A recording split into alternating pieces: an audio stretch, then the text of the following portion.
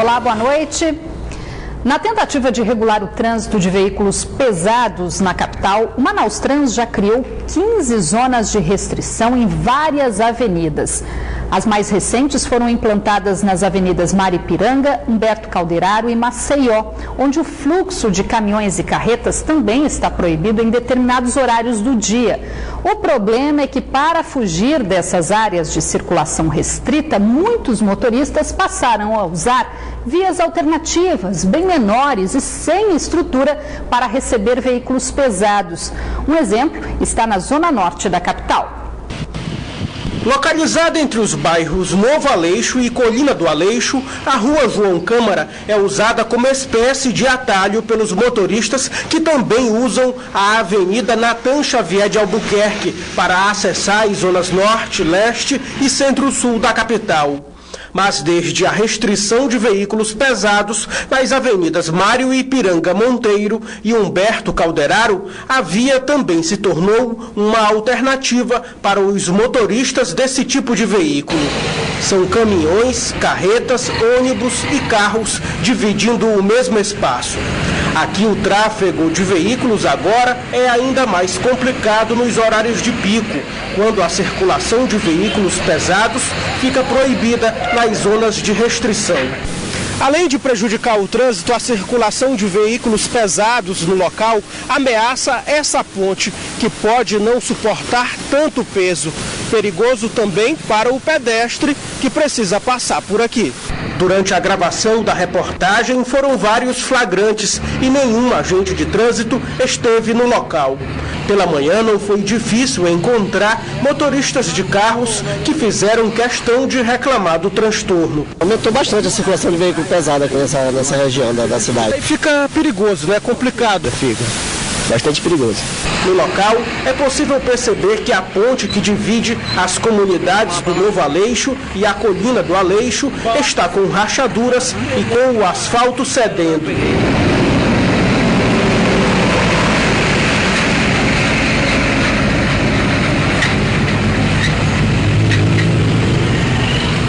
Por meio de nota, o Manaus Trans informou que as avenidas Efigênio Salles e Rodrigo Otávio também devem integrar em breve a zona de restrição de circulação de veículos pesados. Porém, não se manifestou sobre a possibilidade de outras avenidas estarem sendo usadas como rota de fuga. Já a Secretaria Municipal de Infraestrutura informou que irá fazer um levantamento técnico da estrutura da ponte, mostrada na reportagem. A Superintendência Municipal de Transportes Urbanos divulgou hoje o resultado do julgamento da fase classificatória da licitação para o serviço de mototáxi aqui na capital. O licitante que quiser recorrer da classificação tem até a próxima segunda-feira. Neto Cavalcante. Em Manaus existem 1.635 vagas disponíveis na profissão de mototaxista. O processo licitatório está chegando à sua fase final, agora já com uma lista classificatória. Ao meu lado, o Dr. Pedro Carvalho, superintendente da SMTU. A partir do momento que o mototaxista vê seu nome na lista, qual é o próximo passo a se tomar, Dr. Pedro? Aqueles que se sentirem prejudicados, eles podem entrar com recurso até segunda-feira e, em seguida, nós vamos divulgar a lista final, já considerando os recursos. Essa lista já foi divulgada 2 outras vezes anteriores, teve problemas. Se não tiver mais nenhum percalço pelo caminho, só acredita que quando já vai começar o próximo passo, um próximo processo? Olha, a ideia é concluir tudo até o dia 15 de setembro. É a data máxima. Agora, houve divulgações anteriores, porque houve problemas, houve solicitações de setores no sentido do aperfeiçoamento, o sistema teve uma falha, mas hoje está tudo corrigido e, graças a Deus, a gente está chegando aí ao final de uma licitação bastante grande, com um número de concorrentes bastante grande. Doutor Pedro, muito obrigado. A lista está disponível aqui na frente da sede da SMTU e também pode ser visualizada na versão online do Diário Oficial do município. Neto Cavalcante para o Band Cidade. A taxa de desemprego no Amazonas voltou a subir no segundo trimestre deste ano, segundo a Pesquisa Nacional por Amostra de Domicílios, divulgada hoje pelo IBGE. Com o resultado, o estado continua com a segunda maior taxa de desocupados entre os estados da região norte do Brasil, atrás apenas do Amapá. De acordo com a pesquisa, a taxa de desemprego passou de 9,4% no primeiro trimestre para 9,5% entre os meses de abril e junho. Na prática, o número de pessoas fora do mercado de trabalho saltou de 157 mil entre janeiro e março para 160 mil no segundo trimestre do ano. Com esse resultado, o Amazonas ocupa a quinta posição entre os estados com as maiores taxas de desemprego. Já na comparação com o mesmo período do ano passado, quando o número de desempregados era de 137 mil, a variação no estado foi de 1,2%. Entre os estados do norte, o Amazonas fica com a segunda maior taxa de desocupação, perdendo apenas para o Amapá, que registrou 10,1%. A taxa de desemprego no estado também supera a média de toda a região norte, que foi de 8,5%, e a do país, que foi de 8,3% no segundo trimestre do ano, a maior taxa desde 2012. A pesquisa também mostra uma queda do poder aquisitivo do trabalhador no Amazonas, onde o rendimento médio da população passou de R$ 1.655 para pouco mais de R$ 1.580. No Brasil, a redução do rendimento médio foi menor, passou de R$ 1.891 para R$ 1.882, segundo o IBGE. Por outro lado, a Junta Comercial do Amazonas registrou aumento na abertura de empresas no primeiro semestre deste ano aqui na capital. Os economistas avaliam que esta situação está diretamente ligada ao desemprego, que vem crescendo nos últimos meses. Ou seja, tem muita gente que está usando o dinheiro das indenizações para apostar no próprio negócio. No Amazonas, muita gente está abrindo o próprio negócio, mesmo em meio a um período de recessão. Na conjuntura atual, a nossa crise é mais política do que econômica. Reflexo disto é possível observar na quantidade de pessoas que vão à Jusceá abrir a própria empresa. Segundo a Junta Comercial do Amazonas, de janeiro a julho de 2014, foram abertas aqui no estado pouco mais de 3.100 empresas. No mesmo período de 2015, o número foi superior, já ultrapassa os 3.300. Todos estes dados têm uma ligação muito forte com uma pesquisa divulgada em abril deste ano pelo Instituto Data Popular, que mostrava que os brasileiros que vivem na classe C, que ganham até 2 salários mínimos por mês, estavam preocupados com o desemprego. E o desemprego aconteceu. Diante de todo esse cenário de crise econômica, muitos brasileiros que estão abrindo empresa hoje estão usando o dinheiro da indenização para abrir o próprio negócio. Tudo está muito mais fácil. O empreendedor hoje pode ter um CNPJ que não sai tão caro. Os impostos são bem baratos. A MEI foi uma grande alternativa criada pelo governo federal, onde o cidadão tem um CNPJ. E isso aí contribuiu muito para o acréscimo dessas empresas, principalmente a MEI e também as empresas individuais. É uma forma de fugir da informalidade e ter acesso ao crédito para investir. É isto que Edivaldo quer. Ele já está no mercado, mas com uma empresa nas mãos, as portas se abrem no setor que ele atua. A nossa empresa trabalha com locação de bens imóveis e imóveis próprios e de terceiros. Na compra e revenda de imóveis, compramos imóveis, fazemos as reformas e revendemos imóveis. São estas iniciativas que geram bons resultados. Nós temos aqui, no ano de 2014, de janeiro a julho, nós arrecadamos no ano sem crise, 4.631.000. Agora, no ano de 2015, de janeiro a julho, no ano de crise e dificuldades, nós arrecadamos 5.284.000. Quer dizer, se Deus quiser, nós vamos fechar o ano de 2015 com superávit de mais de R$1 milhão. Para o presidente do Conselho Regional de Economia, os amazonenses precisam ter prudência ao abrir uma empresa. Uma coisa é você ser empreendedor, outra coisa é você conhecer a gestão de uma empresa. Nós temos um indicador que a maioria das empresas, mais de quase 80%, fecham as suas portas nos primeiros 2 anos de funcionamento. Na hora de investir pode até parecer um paradoxo, mas audácia e precaução precisam andar lado a lado. E assim, quem sabe, em 2017, a economia do país não volta a crescer. A mãe do bebê que teria sido jogado no Rio Negro, Cleudes Maria Batista de Moraes, voltou a prestar depoimento esta tarde na delegacia especializada em homicídios e sequestros que investiga o caso. O pai da criança, Josias de Oliveira Alves, que continua preso, também deve prestar novo depoimento. O canoeiro, apontado como principal suspeito, se entregou na última sexta-feira e informalmente teria confessado que jogou o bebê no rio, mas depois mudou a versão durante o depoimento.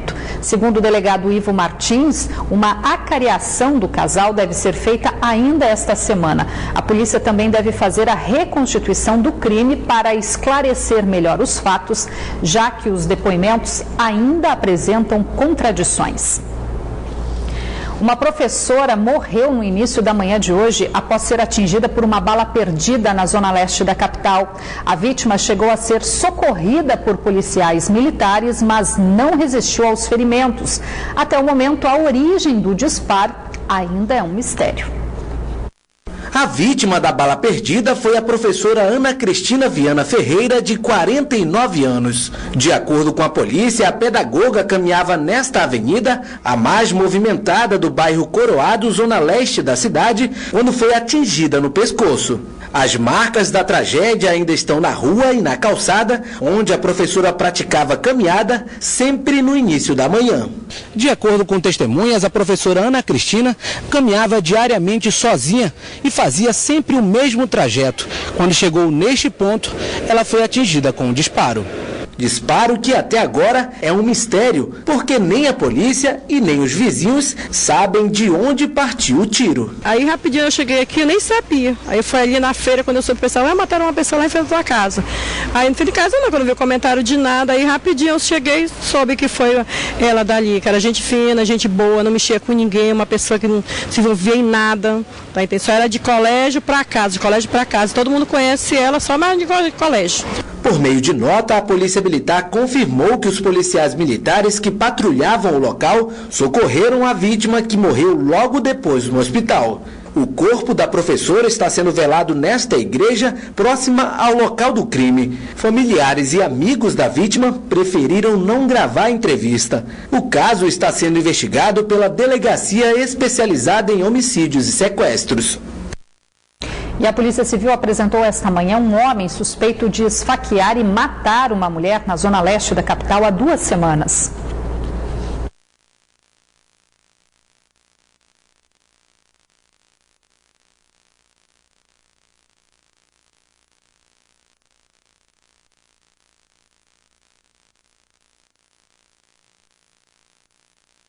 Francenildo Gama Barreto, de 28 anos, é acusado de matar a facadas Maria Ladeuci Pereira, de 46.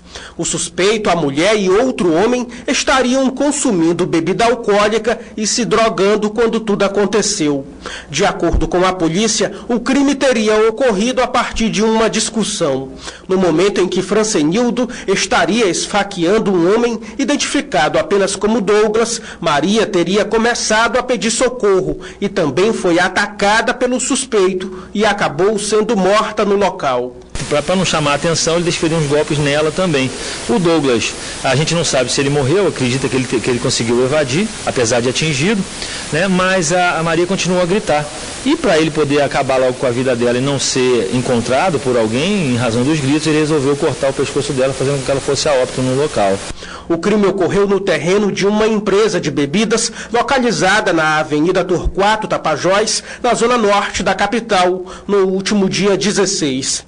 Ainda de acordo com a polícia, depois do crime, ele se escondeu no sítio do pai, localizado na rodovia BR-174, onde foi preso uma semana depois.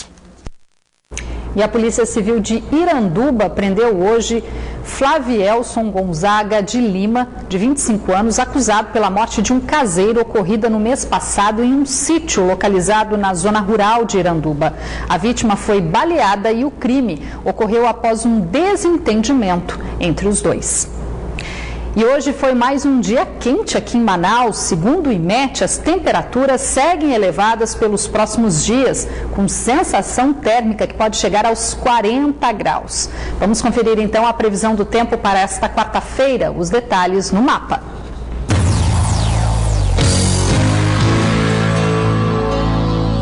Em São Paulo de Olivença, a previsão é de tempo encoberto com chance de chuva fraca. As temperaturas variam entre 25 e 33 graus.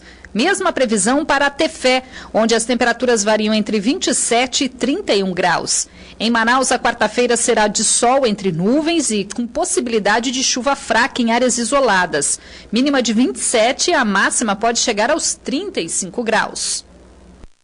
Os servidores da Defesa Civil Municipal e comunitários já se preparam para mais uma temporada de chuvas. Hoje eles iniciaram um treinamento para usar uma ferramenta que promete diminuir o tempo de resposta em caso de riscos e desastres naturais.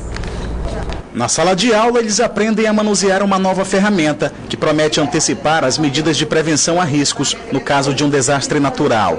Com a ajuda desses dois aparelhos, de um computador e de um celular, alertas são emitidos de forma instantânea por meio de mensagens SMS. Chuvas fortes podem ser avisadas com até 2 horas de antecedência, mas outros tipos de ocorrências, como enchentes e vendavais, também podem ser detectados e informados pelos órgãos de acompanhamento meteorológico. A expectativa é que o tempo de resposta para o caso de incidentes seja reduzido. Nós entendemos aí que a partir do momento que a gente conseguir gerenciar essa informação e traduzir isso de maneira mais simples para o comunitário, fica mais fácil a parte de prevenção. E na situação, já na questão iminente do desastre ali, quando você já tem um nível pluviométrico acima da normalidade, a gente consegue fazer um start através do NUPDEC e, consequentemente, a gente consegue deixar nossa equipe preparada para estar atuando de forma mais efetiva. Os alertas vão ser enviados para o celular de comunitários do Núcleo de Proteção e Defesa Civil. São eles que acompanham o volume das chuvas nos 40 pluviômetros espalhados na cidade. Agora vão ganhar mais uma função. O maior problema é a chuva, né? Na época da chuva, que tem muitas casas ainda que estão na encosta dos barrancos, tem muita área ainda que está com área de risco mesmo. E, graças a Deus, teve uma chuvada aí de uns meses atrás que nós conseguimos salvar umas famílias lá, que desabou 5 casas, mas nós conseguimos salvar famílias. Teve perca só de alguns objetos, mas graças a Deus não houve vítima. Manaus vai ser a primeira cidade do Brasil a receber o protótipo desenvolvido pela Sudam. Esse instrumento ele ajuda com que essa informação chegue mais rápida na comunidade para poder prevenir, para tomar alguma decisão ou de evacuação, ou de retirada de mudança, ou de locamento de pessoas, ou de transferência. Então isso é muito importante nesse sentido. Agora vamos falar de esporte. Os finalistas do segundo torneio Interclubes de Tênis conheceram agora há pouco, durante um sorteio, quem serão os seus adversários durante as finais da competição, que começam amanhã. O sorteio definiu a estratégia de cada equipe para as finais do torneio. Na maioria dos confrontos, os adversários serão mantidos. Os representantes dos 4 clubes apostam na ousadia dos tenistas para conquistar o título. Repetindo a dose do ano passado, o Mamed Clube é o time com mais tenistas nas finais do torneio. Por exemplo, na nossa equipe, pelo fato de a gente estar pegando 6 jogadores do CIRMAN e 6 do SESI, 5 do CIRMAN e 6 do SESI, nós tivemos que fazer algumas alterações na estratégia. Mas os jogadores se manteve, a gente só estava preocupado com relação aos confrontos. Para tentar desbancar os atuais campeões, o SESI Clube também está preparado para as finais. Na sexta-feira vai ser realizado as duplas, né? Então eu tive que de última hora fazer uma mudança. Mas isso faz parte, a gente acredita que todos os nossos atletas, eles têm potencial para substituir um outro, entendeu? O time do Alphaville Tênis teve erros bobos na primeira fase, mas promete mostrar força nas finais. A gente teve a opção de manter a equipe porque eles foram bem, né, na competição, não perderam nenhum jogo, todos os jogos obteve vitória, então a gente manteve a equipe para obter os mesmos resultados, né? Com poucas alterações na equipe, o Círculo Militar dos Oficiais do Exército também quer levar o título nas principais classes do torneio. O grupo decidiu manter a estratégia, mantivemos com poucas mudanças e esperamos conseguir passar do SESI, né? Finalmente, com essa estratégia, e conseguir a vitória, pelo menos ficar em segundo lugar, já que em primeiro é bem mais complicado. Os confrontos das finais do segundo torneio Interclubes Manaus de Tênis começam nesta quarta-feira e terminam no sábado. Os jogos acontecem sempre a partir das 6 horas da tarde, nas quadras do Tropical Hotel na Ponta Negra. A entrada é gratuita. Estudantes de engenharia mecânica da Universidade do Estado do Amazonas se preparam para participar da maior competição de aeromodelismo que acontece no mês de outubro no interior de São Paulo. A meta dos únicos representantes da região norte é criar um aeromodelo que se destaque nos céus da competição. Conseguir fazer o avião decolar é o momento desejado por quem desenvolve uma aeronave. Mas ver o avião no alto é o último passo de um processo que começa ainda no laboratório. No Centro de Engenharia Mecânica da Universidade do Estado do Amazonas, esse grupo de jovens cientistas criou o aeromodelo que no ano passado representou o Amazonas na maior competição de aerodesign do Brasil. Este ano, os idealizadores do projeto Urutau querem ir mais longe. Para isso, os 13 estudantes não medem esforços para desenvolver uma aeronave mais moderna. Os dois aeromodelos criados pelos jovens são bem parecidos, mas com características bem diferentes. Esse ano teve um amplo estudo, né? A gente estudou muito os fundamentos da aeronáutica, novos materiais, fizemos muitas simulações, testes práticos e a expectativa é ter uma boa colocação, uma boa posição. Então a gente procura novos materiais, novas tecnologias para embarcar no projeto e assim obter um melhor rendimento da nossa aeronave. Embora o grupo tenha feito no ano passado um avião mais compacto, esse ano a invenção está mais moderna, com a utilização de produtos mais leves e resistentes. E isso faz toda a diferença lá no alto. Ano passado a gente levou uma aeronave mais simples, com maior facilidade de construção, com materiais mais rústicos, somente para participar da competição mesmo e ganhar experiência. E esse ano a gente já trouxe essa experiência para cá, a gente já adquiriu um conhecimento teórico muito maior do que tínhamos ano passado e a gente conseguiu desenvolver um trabalho muito melhor do que o nosso avião anterior. O novo aeromodelo, que ainda está sendo finalizado, conta com um monoplano de asa alta e empenagem convencional feita de fibra de carbono. O trem de pouso é composto por um triciclo e o motor em configuração trator. O Aerodesign Brasil acontece em outubro em Itu, interior de São Paulo. E enquanto o evento não chega, os estudantes dão os últimos retoques na aeronave para que na hora de alçar o voo, nenhum imprevisto aconteça. Boa sorte para eles. O Band Cidade fica por aqui. Para rever esta edição, acesse band.com.br/Amazonas. E não se esqueça que você pode participar do Band Cidade enviando uma sugestão de pauta com fotos e vídeos para o WhatsApp da redação. Anote o nosso número, 992051478. E amanhã é dia de futebol aqui na Band. Por isso, o Band Cidade começa uma hora mais cedo, 5:50 da noite. Você fica agora com as notícias do Jornal da Band. Uma boa noite, obrigada pela companhia. Até amanhã.